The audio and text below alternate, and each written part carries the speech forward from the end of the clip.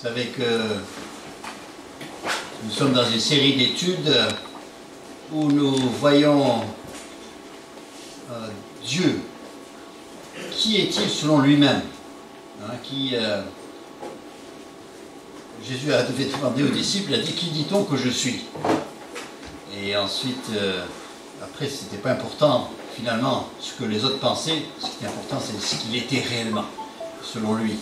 Et c'est là, nous avons fait plusieurs études, et la semaine dernière, eh bien, nous avons vu le Dieu fidèle. Dieu est fidèle. Et je rappelais la fin de notre étude dimanche dernier. Justement, on parlait de la Genèse, c'est le livre des commencements. L'Exode, c'est le livre de cette rédemption. Ils sont rachetés, ils sont délivrés de l'esclavage. Et justement, ça correspond à le thème de notre présidence, cette nouvelle naissance, ce jour-là, ce jour de la rédemption. Puis après, on avait vu Exode, Nombre, c'est Lévitique d'abord, c'est Dieu qui pourvoit un moyen pour venir s'approcher de nous parce que nous sommes quand même pécheurs et on a besoin d'être pardonnés et Dieu présente un moyen de sacrifice, des sacrificateurs et sacrificatures qui permet de s'approcher de Dieu. Après, il y avait les nombres qui représentaient surtout cette période de 40 ans quand le peuple d'Israël errait dans le désert parce qu'ils avaient manqué de foi, parce qu'ils n'avaient pas fait le pas de foi. Et donc, il y a 40 ans de pérégrination. Et puis on arrive au Deutéronome, et là, c'est le nouveau départ. Ils sont là, à la frontière de Canaan, et Moïse leur rappelle tout ce que Dieu a fait, et puis il dit maintenant, cette fois-ci, on y va. Et peut-être que ça a été un peu l'expérience de votre réveil aussi. Il y a eu un moment de joie, tout ça, quand vous avez rencontré le Seigneur. Et puis ensuite, il y a quand même des choses qui sont arrivées. Et puis des difficultés, peut-être un égarement, peu importe pourquoi. Mais la communion a été refroidie. Et puis alors, après, on dit, voilà, on reprend. Le Seigneur a dit, viens, on reprend. Il y a moyen d'être pardonné de tout cela, et puis on reprend cette marche avec le Seigneur. Et donc après, c'est l'entrée dans Canaan. Et l'entrée dans Canaan, c'est, contrairement à ce que pensent certains, ce n'est pas le paradis, ça ne veut pas dire le ciel, parce que quand ils rentrent en Canaan, oui, bien sûr que, voilà, il y a beaucoup de belles choses, mais il faut prendre possession, et il y a eu des combats, et il y a eu des difficultés, il y a des chutes et tout ça, et ça c'est pas caractéristique du ciel. Au ciel, on sera complètement délivré, et il n'y aura plus de soucis, ni de chute, ni de tristesse. Et donc Canaan représente, pour nous, ça représente la vie chrétienne. Oui, le Seigneur a pourvu beaucoup de choses, mais il faut prendre possession. Et puis, le plus grand problème des enfants d'Israël lorsqu'ils sont rentrés en Canaan, ce n'était pas les Cananéens, mais c'était eux-mêmes. C'était eux leur plus gros problème. Et donc, ce matin, bien justement, je veux prendre un passage dans le livre de Josué. Josué, chapitre 24. Donc, je crois que ça va... Ça ne paraît pas? Non. Ah oui, c'est vrai. Josué 24. Encore des perfectionnements à faire avec le matériel. Et voilà, ça ira mieux la prochaine fois. Donc Josué chapitre 24. Et le verset 1 nous dit, Josué assembla toutes les tribus d'Israël à Sichem, et il convoqua les anciens d'Israël, ses chefs, ses juges, ses officiers, et ils se présentèrent devant l'Éternel, et Josué dit à tout le peuple. Alors voilà, c'est là l'assemblée, c'est tous les responsables, c'est le peuple, c'est tout le monde est là, et il veut parler à ce peuple. Donc c'est vers la fin de sa vie, la conquête a été faite, voilà, chacun a reçu son territoire, et maintenant il les appelle et dit, j'ai besoin de vous parler. Et donc, bon, vous pourrez relire ces premiers versets, mais on va aller au verset 14. Parce qu'il leur rappelle, il leur dit, voilà, Dieu, voilà ce qu'il vous a fait. Et puis il remonte jusqu'à quand Moïse a quitté, Abraham a quitté Ur en Chaldée. Puis après Moïse, quand il est sorti de l'Égypte. Et puis après dans le désert. Donc il leur rappelle toutes ces choses. Et au verset 14, il dit, maintenant craignez l'Éternel et servez-le avec intégrité et fidélité. Faites disparaître les dieux qu'ont servi vos pères de l'autre côté du fleuve et en Égypte, et servez l'Éternel. Et si vous ne trouvez pas bon de servir l'Éternel, choisissez aujourd'hui qui vous voulez servir. Ou les dieux que servaient vos pères au-delà du fleuve, ou des dieux des Amoréens dans le pays desquels vous habitez. Moi et ma maison, eh bien nous servirons l'Éternel. Verset 16, le peuple répondit et dit, loin de nous la pensée d'abandonner l'Éternel et de servir d'autres dieux. Car l'Éternel est notre Dieu, c'est lui qui nous a fait sortir du pays d'Égypte, de la maison de la servitude, nous et nos pères. C'est lui qui a opéré sous nos yeux de grands prodiges et qui nous a gardés pendant toute la route que nous avons suivie et parmi les peuples au milieu desquels nous avons passé. Il a chassé devant nous tous les peuples et les Amoréens qui habitaient ce pays.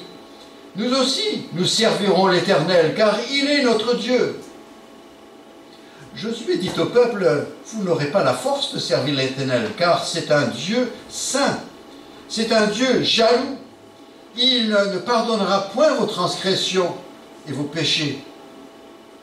Lorsque vous abandonnerez l'Éternel et que vous servirez des dieux étrangers, il reviendra vous faire du mal et il vous consumera après vous avoir fait du bien.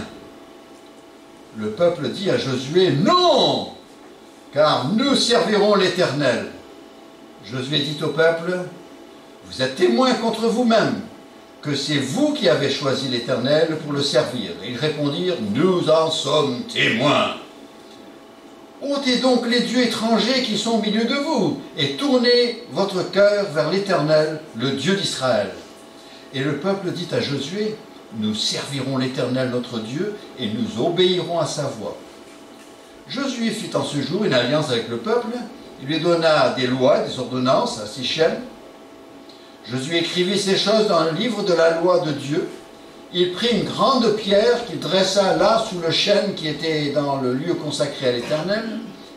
Josué dit à tout le peuple, voici cette pierre servira de témoin contre vous, contre nous, car elle a entendu toutes les paroles que l'Éternel nous a dites. Elle servira de témoin contre vous, afin que vous ne soyez pas infidèles à votre Dieu. Puis Josué renvoya le peuple, chacun dans son héritage. Notre titre ce matin, c'est « L'Éternel est un Dieu jaloux », ce qu'on le trouve au verset 19. L'Éternel, c'est un Dieu saint, c'est un Dieu jaloux.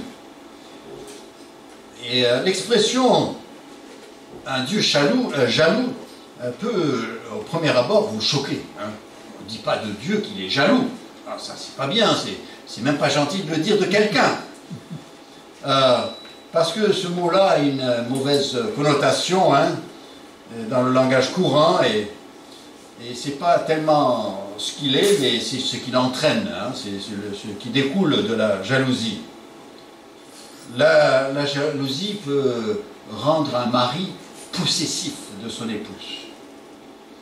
Et au point, parfois, on a l'impression qu'elle l'étouffe tellement. Et dans les cas extrêmes, ça peut mener même jusqu'au fémicide. On entend parler tout le temps, et c'est la jalousie. La jalousie provient ou engendre l'envie. C'est un peu, ils sont très liés, les deux mots, jalousie et envie. Soit c'est l'envie qui provoque la jalousie, ou la jalousie qui provoque l'envie. Et tout ce qui en découle de tout cela, et puis surtout si ce n'est pas contrôlé. Si on laisse aller, alors ça peut aller très loin. Et ça, finalement, un peu de jalousie, et finalement on commence à enfreindre pas mal des commandements de Dieu. Hein. On commence à mentir, on commence à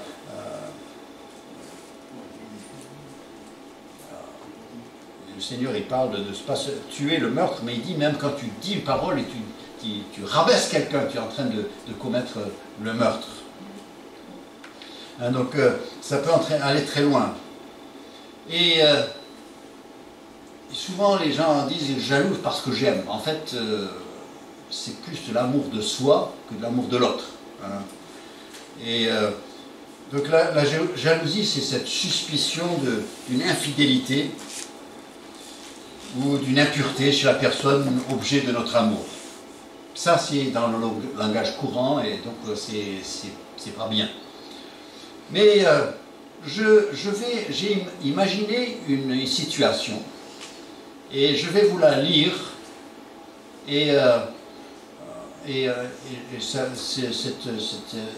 cette histoire que j'invente, eh bien, elle va un peu représenter justement ce qui se passe dans ce chapitre. Et donc, le contexte pour cette parole, Dieu est un Dieu jaloux. Voilà, imaginez une conversation, madame parle à son mari, après 15 ans de mariage. Voilà. Chérie, je t'aime beaucoup. Tu es un bon partenaire et un bon père. Tu travailles de longues heures pour subvenir aux besoins de la famille et de la maison. Aussi, je t'aime et je suis heureuse d'être ton épouse. Je sais que tu souhaites mon bonheur et mon épanouissement. J'ai rencontré Jules qui est jeune, athlétique, amusant. Et j'aimerais que tu acceptes de me laisser courir avec lui, regarder des films ensemble, partager des loisirs.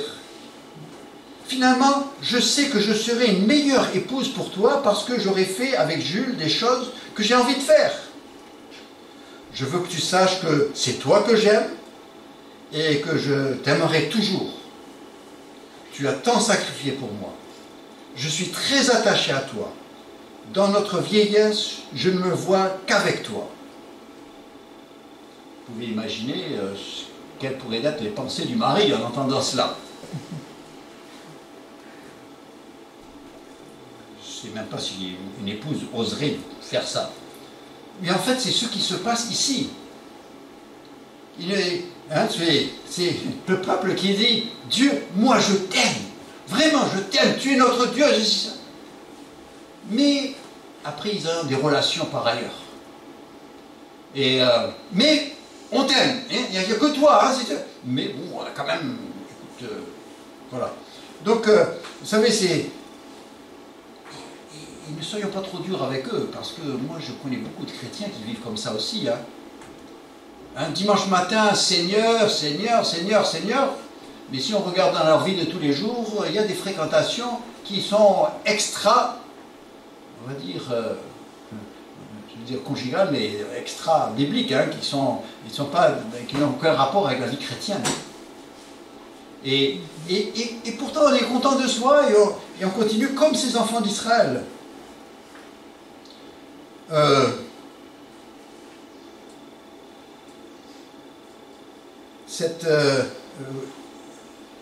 Ce mari a beaucoup fait pour elle, mais elle ne le veut que pour pourvoir à ses besoins matériels et son sens de sécurité.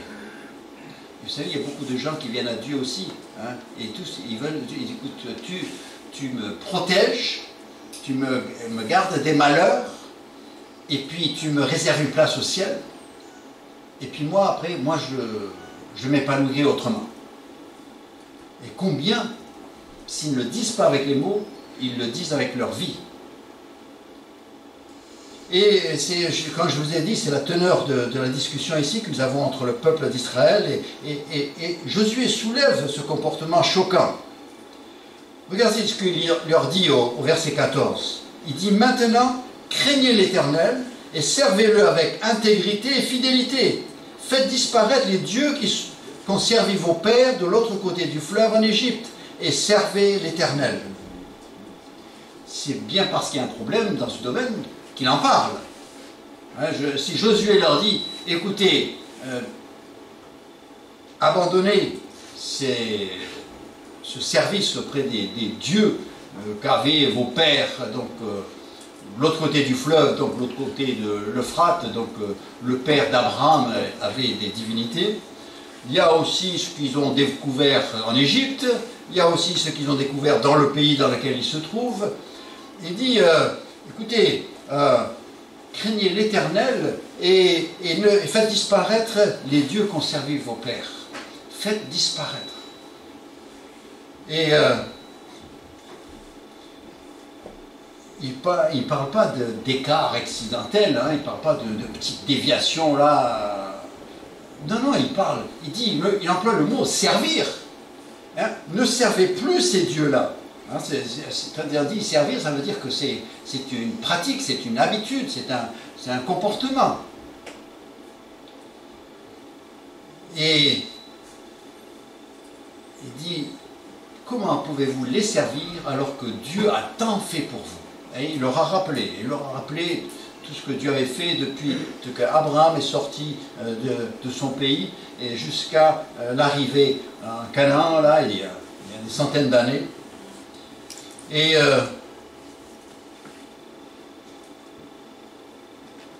le peuple, vous savez comment le peuple répond?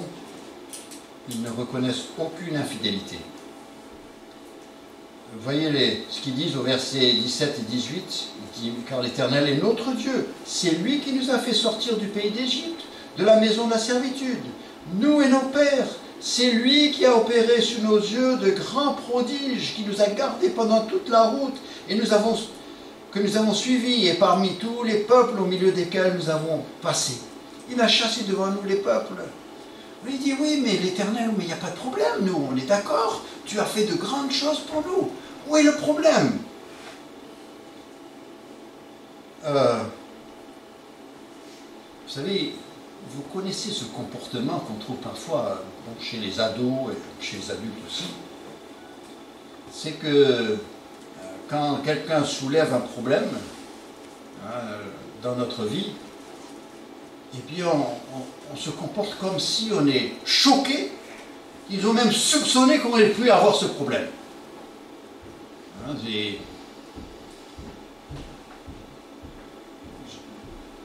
vous savez, je n'ai pas toujours été ange. Je ne le suis toujours pas. Mais je me rappelle une fois, maman, elle m'a parlé, elle m'a dit, Steve, pourquoi tu as fait ça? Je dis, mais tu penses que moi j'aurais fait une telle chose? Je disais pas oui, je disais pas que c'était faux, mais je remettais la chose sur elle. Mais toi, mais sur quelle base tu me soupçonnes quelque chose? Et vous savez, là le peuple est en train de Josué est en train de leur dire, mais vous servez d'autres dieux. Et ils disent, mais comment? Nous servons l'Éternel, c'est lui qui a tant fait pour nous. Ils ne sont pas en train de dire que c'est pas vrai, mais en même temps ils font semblant que c'est pas vrai. Et vous savez, il y a beaucoup de chrétiens qui se comportent comme ça aussi.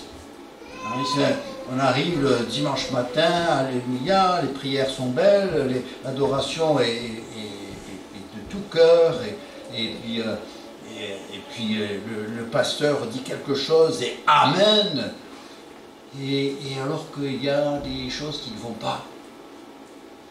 Mais on essaie de se faire passer pour vraiment spirituel, et on ne soulève pas les petits problèmes qui existent. Vous savez, c'est tellement humain de faire ça, mais vous savez, les problèmes ne se règlent pas quand on a ce comportement-là. Parce qu'après, on essaie de passer, et là, le peuple, il va essayer de passer et dire, mais non, il y a pas, tu soulèves un problème qui n'est pas là. Nous, il n'y a que l'Éternel, et nous adorons l'Éternel, c'est notre Dieu, et nous allons le suivre, ce sera toujours le nôtre, il n'y a pas d'autre chose. Et à les écouter, on se dirait, mais c'est le meilleur. Et Josué sait que c'est pas ça. Et puis la suite des événements montreront que, justement, ils ont un problème. Et tant que, je crois que c'est dans les Proverbes, il dit, si je ne reconnais pas mes fautes, et si je ne les abandonne pas, eh bien, il n'y aura pas de changement. Pour corriger quelque chose, il faut reconnaître qu'il y a un problème et le confesser et demander à Dieu de nous aider à surmonter. Alors, on reviendra là-dessus. Et donc, là, ils parlent comme si ça ne leur viendrait même pas à l'idée d'abandonner l'Éternel. Et si vous avez lu l'Ancien Testament, comme nous sommes en train de lire dans l'Église, eh bien, vous savez combien de fois ils ont abandonné l'Éternel. Et le problème paraissait déjà, parce que Josué leur dit, si vous ne trouvez pas bon de servir l'Éternel, choisissez aujourd'hui qui vous voulez servir. Les dieux que servaient vos pères au-delà du Jourdain, ou les dieux des Amoréens dans lesquels vous habitez. Moi et ma maison, nous servirons l'Éternel. Il y a vous et il y a moi. Moi, j'ai déjà pris ma décision. Moi et ma maison, nous servirons l'Éternel, et nous servirons l'Éternel strictement. Aucun autre. Et il est en train de leur dire, mais vous n'avez pas encore fait ce choix. Vous devez choisir. Et vous devez choisir non pas de seulement dire, mais l'Éternel est notre Dieu, il sera notre Dieu, et nous n'avons pas d'autre, et nous reconnaissons tout ce qu'il a fait pour nous. Mais c'est de dire, mais j'abandonne. Il dit, choisissez qui vous voulez servir. Parce qu'on ne peut pas servir les deux. Hein, on ne peut pas servir Dieu et Mammon. On ne peut pas suivre deux voies. Hein, j'aime bien faire les randonnées. J'arrive à un moment où il y a une fourche. Eh bien, il faut que je choisisse. Hein. Je ne peux pas dire, ah, j'aimerais bien les deux. Pas possible. Hein, sinon, c'est le grand écart, et puis finalement, on n'avance pas. Et combien essayent dans la vie chrétienne, ou bien ils restent au carrefour, là. Ils restent là, et puis ils attendent, parce qu'ils ne veulent pas choisir. Et puis ça ne progresse pas. Josué dit, moi, je donne exemple, moi et ma maison, nous servirons l'Éternel. Vous voulez faire comme nous, c'est très bien. Vous ne voulez pas faire comme nous, eh bien, faites ce que vous avez envie de faire. Et là encore, nous avons un exemple, c'est qu'on n'a pas besoin d'attendre ce que font les autres. On n'a pas besoin de savoir ce que vont faire les autres, et jusqu'à quel point ils vont suivre l'Éternel. Et je prends la résolution pour moi, ma personne, ceux qui me sont associés, nous voulons suivre l'Éternel, et le suivre strictement, personne d'autre, il n'y aura aucun autre dans notre vie. Hein, il n'y a que lui. Et c'est en arrivant à ce point-là, hein, donc il vient de dire, hein, choisissez, il dit, et donc au verset 19, c'est là où Josué justement dit cette parole concernant le Seigneur. Il dit, vous n'aurez pas la force de servir l'Éternel. Vous dites que vous voulez servir l'Éternel. Vous n'aurez pas la force de suivre l'Éternel. Car c'est un Dieu saint, c'est un Dieu jaloux, et il ne pardonnera point vos transgressions et vos péchés. Si on prend ce verset hors contexte, ça fait peur, n'est-ce pas? Et il leur dit, vous savez, Dieu est un Dieu saint, et Dieu est un Dieu jaloux, et tout ce qui ne rentre pas dans cela, eh bien Dieu, il ne pardonnera pas. Hein, il ne tolère pas. Il ne détourne pas le regard. Non, ça c'est une chose, là il ne bouge pas. Dieu est un Dieu jaloux. Il ne pardonnera pas, c'est-à-dire que les conséquences de cet écartement, hein, de ce choix, eh bien vous subirez sûrement les conséquences. Et ici, il est en train de leur dire quelque chose qu'ils ont déjà entendu. Hein. Lorsqu'ils étaient sortis de l'Égypte, ils sont arrivés au mont Sinaï, et là, en Exode chapitre 20, nous avons ce qu'on appelle le décalogue, ou les 10 commandements qui sont donnés. Et donc, il y a justement ce commandement concernant l'idolâtrie. Donc, dans Exode chapitre 20, verset 5. Donc voilà le commandement. Il dit, tu ne te prosterneras point devant elles, parlant des statues et des idoles, tu ne te prosterneras point devant elles, tu ne les serviras point, car moi, l'Éternel, ton Dieu, je suis un Dieu jaloux, qui punit l'iniquité des pères sur les enfants jusqu'à la 3e et la 4e génération de ceux qui me haïssent. Il dit là je prends vraiment sérieusement, il dit, les autres péchés, il n'a pas dit des choses pareilles.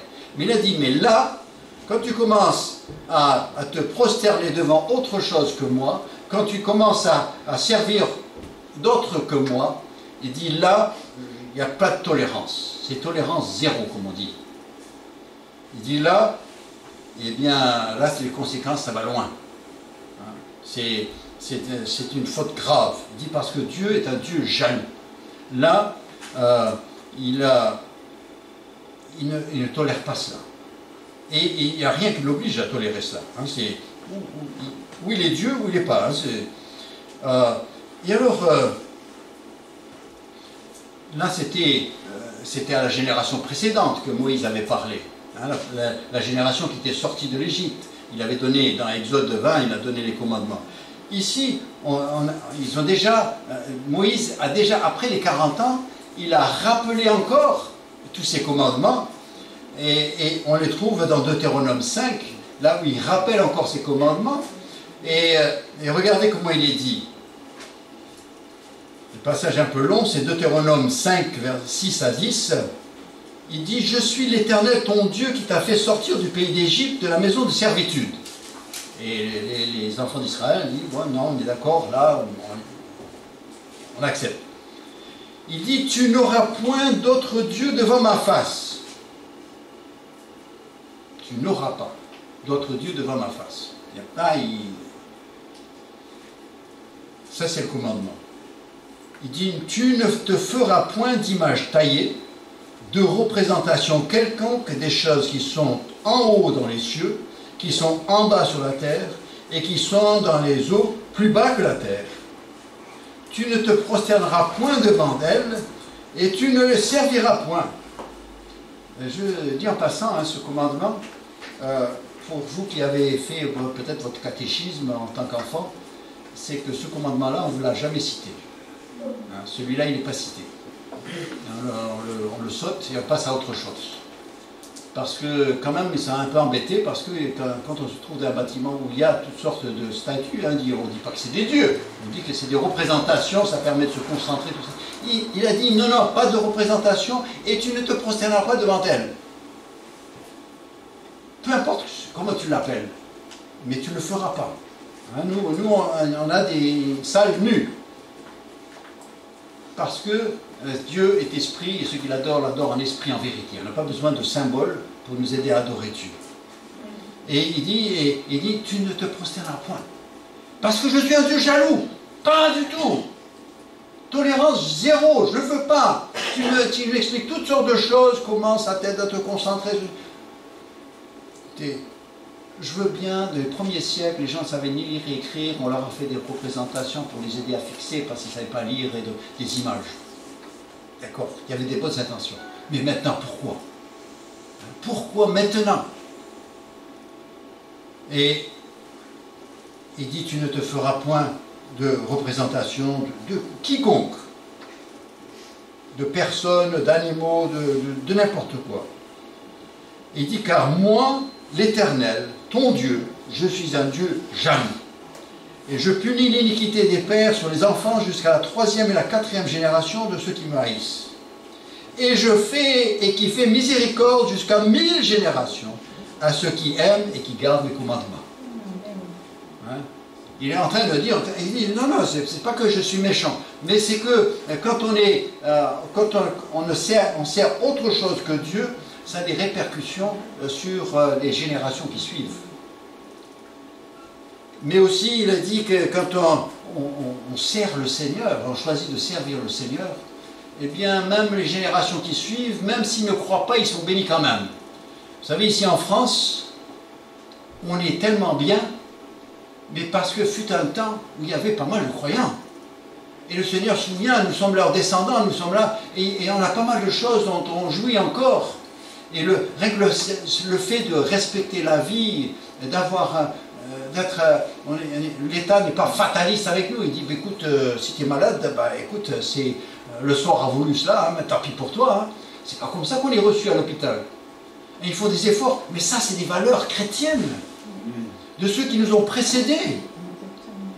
Et donc, nous bénéficions déjà, même les croyants en France bénéficient de la grâce de Dieu envers ceux qui ont cru avant nous. Et nous devons nous en souvenir. Hein, ces paroles sont vraies. Dit parce que je suis un Dieu jaloux. Ça, pour ça, écoute, là, il n'y a pas de discussion, c'est comme ça. Hein? Vous n'avez jamais essayé de raisonner avec quelqu'un de jaloux? Il n'y a pas moyen, il n'y a rien. Et l'Éternel prend très personnellement cette infidélité. Hein, il dit, celui qui... C'est pas une question que tu me rejettes, c'est une question que tu vas après quelqu'un d'autre sans me rejeter. Même ça, j'accepte pas. Que tu sois distrait dans ton adoration, que tu partages, que tu en es pour quelqu'un d'autre, que tu es... Non, je veux tout. Le sentiment est si fort qu'il va appeler, par la suite, quand on lit dans l'Ancien Testament, il va parler de l'infidélité des enfants d'Israël comme de la prostitution. On n'aime pas ce mot-là. On n'aime même pas le dire à l'église. Mais Dieu dit, vous savez, vous voulez comprendre ce que ça représente pour moi? Le fait d'être infidèle, d'aller après autre chose, même si vous ne m'avez pas renié, mais vous allez après quelqu'un d'autre, eh bien pour moi, cette pratique, c'est de la prostitution. Ce sentiment est fort. Il dira dans Jérémie chapitre 3 verset 6, il dit, l'Éternel me dit, au temps du roi Josia, as-tu vu ce qu'a fait l'infidèle Israël? Elle est allée sur toute montagne élevée et sur tout arbre vert, et là, elle s'est prostituée.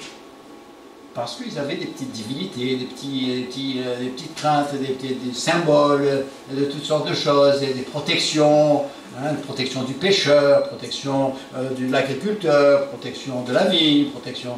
Et vous savez, ça existe encore aujourd'hui. Hein. Ici en Provence, ça existe encore. Hein, on a les petits rituels là, ça fait folklorique, mais je me demande s'il n'y a pas encore quelque chose derrière. Il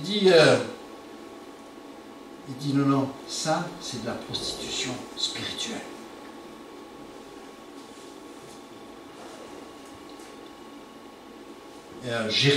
Ésaïe, le prophète Ésaïe dit ces paroles à Israël dans Ésaïe 42 verset 8, il dit, je suis l'Éternel, c'est là mon nom, je ne donnerai pas ma gloire à un autre, ni mon honneur aux idoles.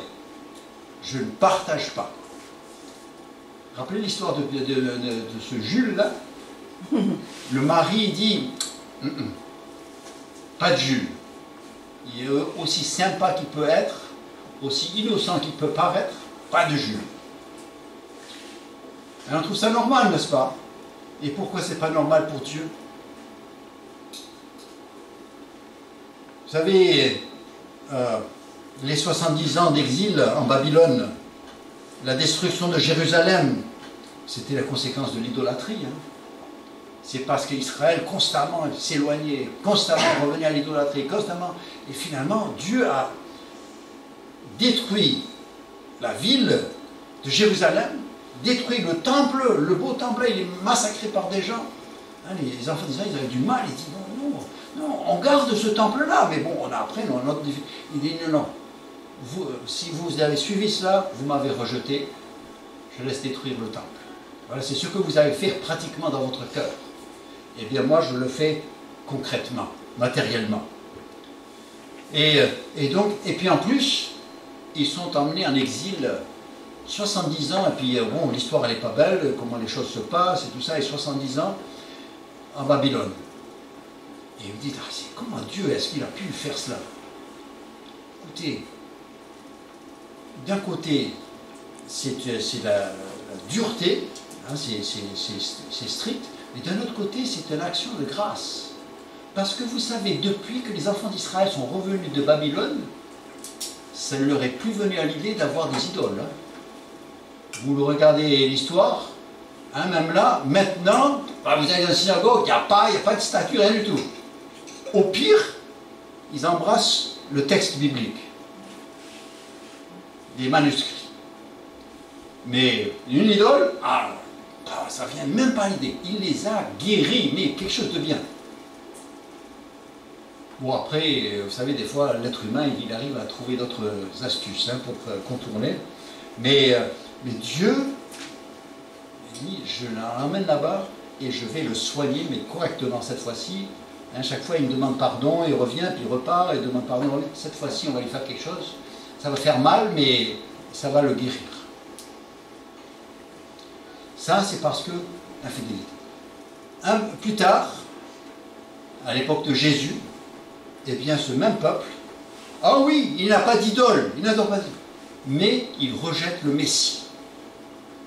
Et il le crucifie. Rejet total. Et même ils diront à Pilate que son sang retombe sur nous, sur nos têtes et celles de nos enfants. Qu'est-ce qu'il n'avait pas dit? Parce qu'en l'an 70, donc une trentaine d'années après, eh bien, Jérusalem est rasée. Et il n'y a pas de temple. Et vous allez visiter là-bas et il y a une partie de la ville qui est construite sur les ruines du temple. C'est, vous savez, Dieu dit, c'est pas seulement que tu ne vas pas, mais en plus, il faut me choisir. Il faut me suivre. Parce que je suis un Dieu jeune.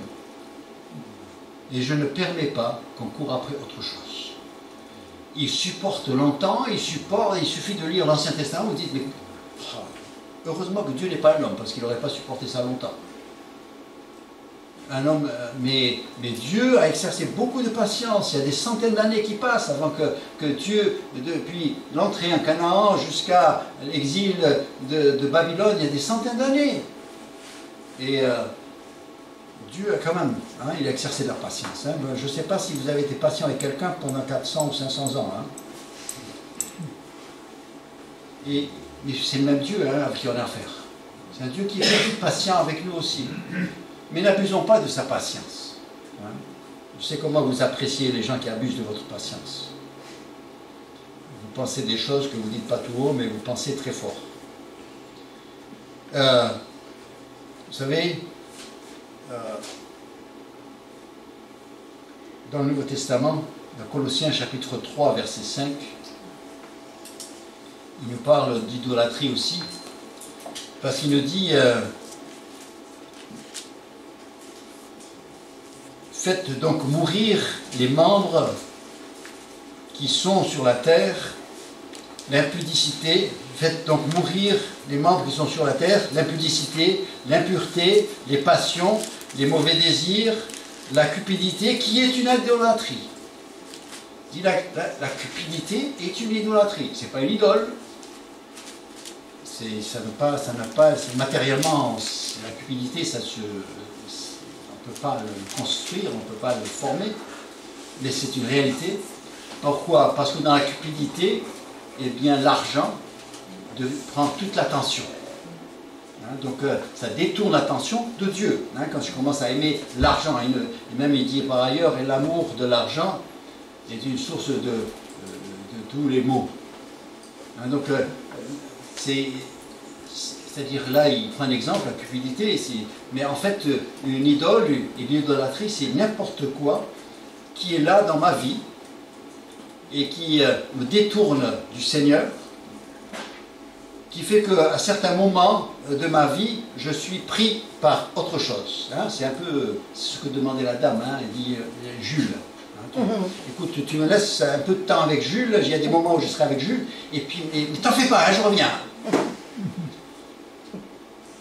Mais c'est ça dont Dieu parle. Il dit, et là, si je vous dis que ce mari est devenu jaloux, vous allez dire, ouais, ben c'est normal. Hein. Et Dieu dit, je suis un Dieu jaloux, je ne partage pas. Ce qui doit être à moi, je le veux pour moi. La cupidité, c'est une idolâtrie. L'apôtre Jean, il dit aux nouveaux croyants, il dit petits enfants. Il dit dans 1 Jean 5, 21, il dit petits enfants, gardez-vous des idoles. Donc ça veut dire que c'est encore possible pour nous, même enfants de Dieu, même jeunes dans la foi, zélés dans la foi, parce que les nouveaux convertis, c'est les plus zélés. Hein. Il dit même zélés dans la foi, attention aux idoles. Parce que très rapidement, il y a des personnes qui deviennent des idoles, ou bien il y a des pensées, des systèmes théologiques, il peut y avoir même des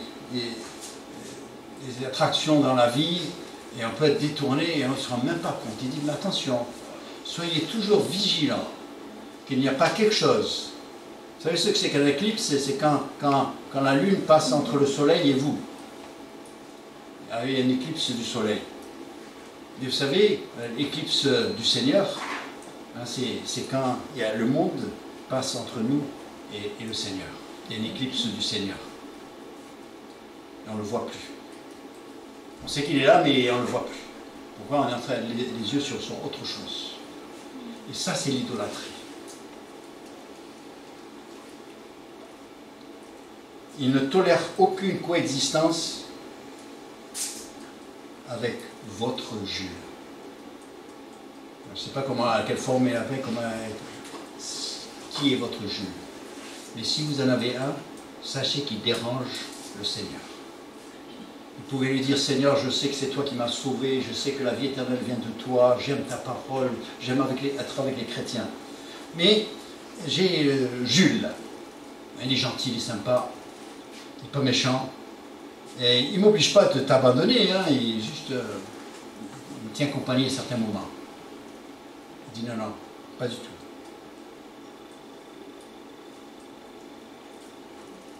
Dans 2 Corinthiens chapitre 6 verset 16, il dit, quel rapport y a-t-il entre le temple de Dieu et les idoles? Car nous sommes le temple du Dieu vivant. Comme Dieu l'a dit, j'habiterai, je marcherai au milieu d'eux, je serai leur Dieu et ils seront mon peuple. Il dit, mais on ne peut pas avoir de cohabitation. Un temple, c'est pour une divinité.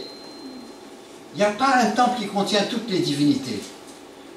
Le temple est consacré à une divinité. Et votre corps, eh bien, depuis que vous êtes né de nouveau, eh bien, votre corps est le temple du Saint-Esprit.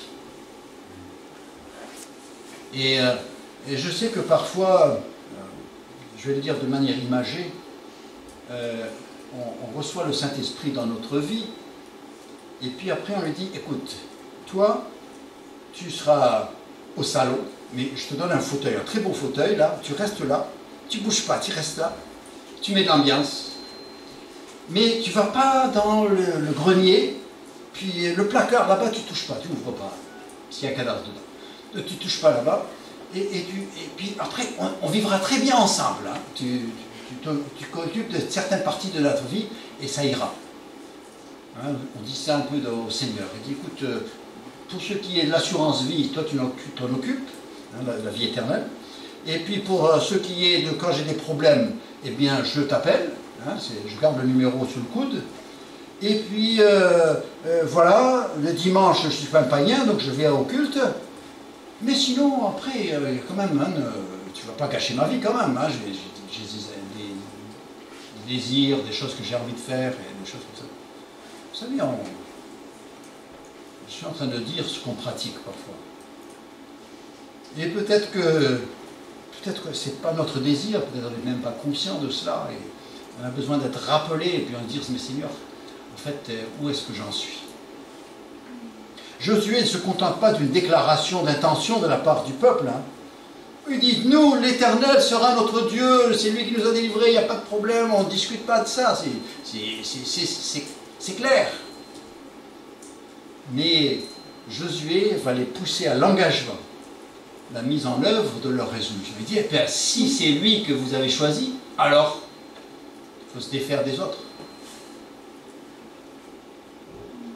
C'est la reconnaissance d'une faiblesse Hein, je suis distrait, je suis partagé.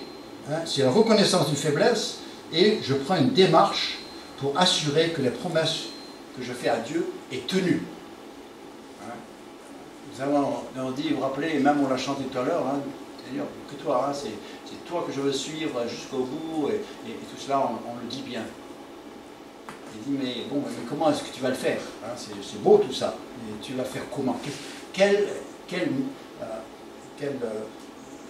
plan est-ce que tu as mis en place pour pouvoir t'assurer que tu le fais?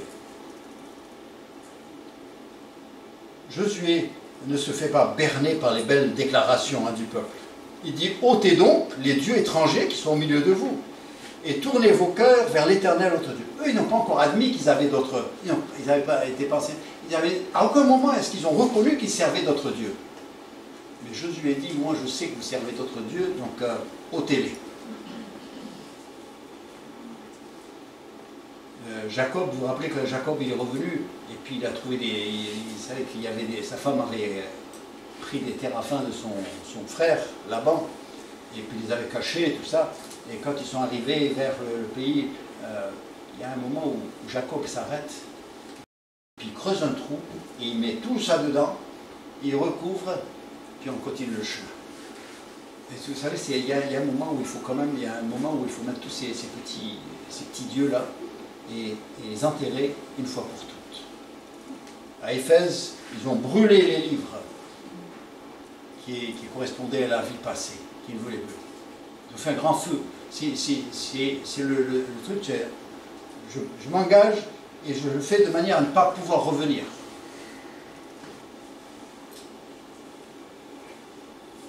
Il faut se détourner des idoles de nos vies, puis se tourner vers le Seigneur. Retirer et remplacer. Cesser pour commencer. Rompre pour s'attacher. Séparer pour s'approcher. Mourir pour vivre. C'est ça la vie chrétienne. Et ça, c'est l'engagement total avec Dieu. Il est bon de faire comme Josué, de choisir un signe qui rappelle l'engagement. Vous savez, pour le mariage, eh bien, on met une bague. Ce n'est pas la bague qui fait le mariage. La bague, elle est là juste pour rappeler que je suis marié. Et pour dire aux autres, je suis marié. Donc, laissez-moi tranquille, je suis marié. Et moi, je sais que je suis marié, donc, je contrôle mes yeux et mes loisirs. Et, eh bien, il dit, dans ta vie spirituelle, est-ce que tu as une alliance? C'est ça qu'il a proposé à eux, une alliance. Il a dit, avec des mots, on va s'engager devant Dieu. Et peut-être, vous, dans votre personnalité, dans votre vie, peut-être que vous avez besoin de placer quelque chose dans la maison, là où vous allez voir souvent, qui sera un rappel de votre engagement. C'est le signe de votre alliance avec le Seigneur. Seigneur, il n'y a que toi. Et chaque fois que vous le voyez, c'est quoi? Quelqu'un arrive chez vous, il dit, ça, c'est quoi ça? C'est que ça représente? Ah, ça, c'est...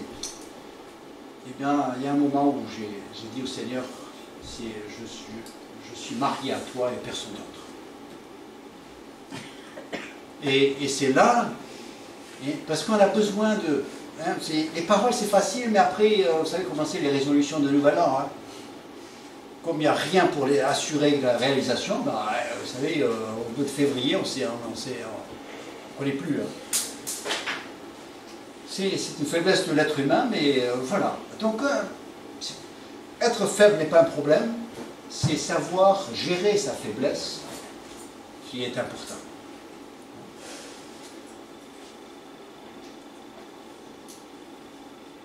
Et alors, par quel signe est-ce que je vais déclarer au monde mon engagement? Ben, parfois, c'est un changement de langage. Il y a des mots que je n'emploie plus. Il y a des manières de dire les choses que je ne fais plus. Parce que c'est une manière de leur dire, moi, c'est... Parfois, ça peut être un changement d'habillement. Hein. Parce que, vous savez, l'habillement, ça dit des choses.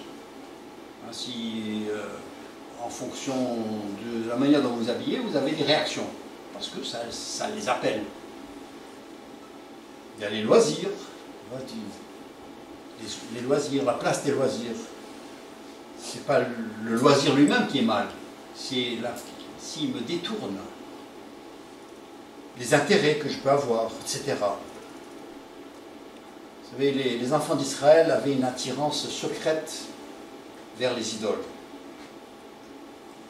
Mais pour Josué, pour Dieu, c'était concret. Vous ne voulez pas le reconnaître, c'est pas pour ça que ça n'existe pas. Et il fallait attirer leur attention dessus pour qu'ils traitent du problème. Parce que Dieu est un Dieu jaloux et qui ne tolère pas les Jules dans la maison. Donc priez. Père Céleste, je crois que nous avons compris de quoi nous parlions. Et Seigneur, maintenant c'est le moment pour chacun d'entre nous de voir où nous en sommes par rapport à ce que tu enseignes. Et c'est à nous d'être fidèles. Tu es un Dieu jaloux. Donc c'est à nous de nous conformer et de te plaire. Après tout, nous te devons tout. C'est toi qui nous as sauvés. C'est toi qui es patient avec nous maintenant. C'est toi qui nous prépare une place, afin que là où tu es, nous soyons aussi. Et Seigneur, si nous allons passer l'éternité avec toi, autant commencer à passer le temps avec toi maintenant. Père, nous te prions de nous aider, de nous conduire. Tu connais chaque cœur, et Seigneur, je ne suis pas là, je ne peux pas montrer quelqu'un du doigt, parce que je me parle aussi. Et Père, aide-nous, à chacun d'entre nous, à vraiment trouver les Jules que nous avons dans notre vie et les écarter et de se concentrer sur toi seul. Et Seigneur, si quelqu'un ce matin ne te connaît pas, ne t'avait jamais reçu, eh bien Seigneur, qu'il comprenne que tu es mort sur la croix pour ses péchés et que tu veux pardonner tous ses péchés et que tu veux le recevoir et lui donner une vie nouvelle. Père, c'est au nom de Jésus-Christ que nous prions. Amen. Nous allons prendre donc c'est le 300. Nous sommes au Seigneur et non pas à nous-mêmes.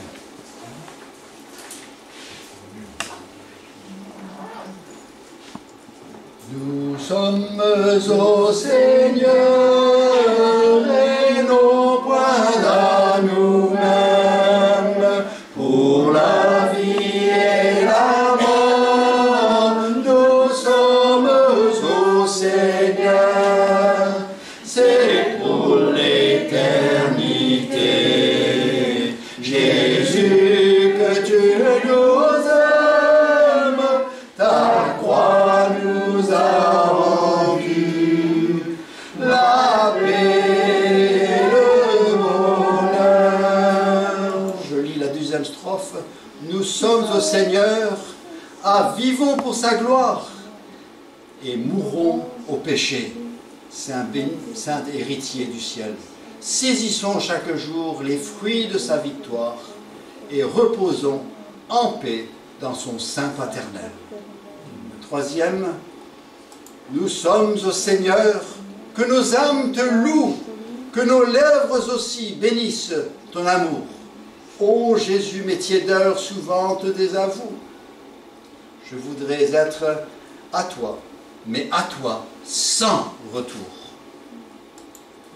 Nous sommes au Seigneur, au plus fort de la détresse, le cœur de ses enfants peut s'assurer en lui. À l'heure du combat, au jour de la tristesse, partout, sur mon sentier, son amour a reluit. Nous chantons la dernière strophe. Nous sommes au Seigneur.